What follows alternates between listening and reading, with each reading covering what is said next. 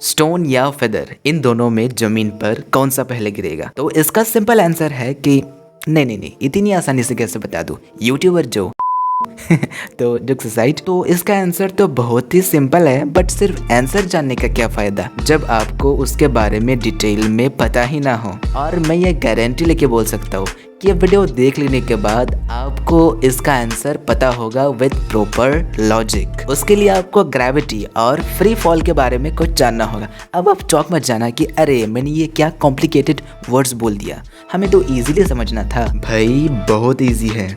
तो जब हम कहते हैं कि एक स्टोन जमीन पर गिरता है तो वो क्यों गिरता है? Obviously due to gravity. सिर्फ स्टोन ही नहीं, आप जब इस वीडियो को देख रहे हो इन द सिटिंग पोजीशन और आप लेटे हुए हो, तो आप किस वजह से लेटे हुए हो या फिर बैठे हुए हो, उसका भी आंसर ग्रेविटी ही है। अब बात करते हैं कि फ्री फॉल क्या होता है। तो फ्री फॉल को आप ऐसे समझिए कि कोई भी चीज जमीन की तरफ गिरता है due to gravity and only due to gravity, वहां पे और कोई फोर्स काम कर ही नहीं रहा होता है। तो जैसा कि मैंने आपको ग्रेविटी के बारे में बताया था कि अगर आप किसी भी चीज को अपने हाथ से छोड़ दोगे तो वो जमीन की तरफ गिरेगा। और पहले से मेरा मतलब बहुत ही पहले लोग ये मानते थे कि एक चीज धरती की तरफ कितनी स्पीड से गिरेगा वो इस चीज पर डिपेंड करता है कि वो चीज कितना भारी है या कितना पतला है। बट ये कॉन्सेप्ट गैलीलियो जी के द्वारा गलत साबित कर दिया गया। गैलीलियो ने क्या किया कि उन्होंने लीनिंग टावर ऑफ पिसा के ऊपर से दो पत्थर गिराए जिनका साइज अलग अलग था।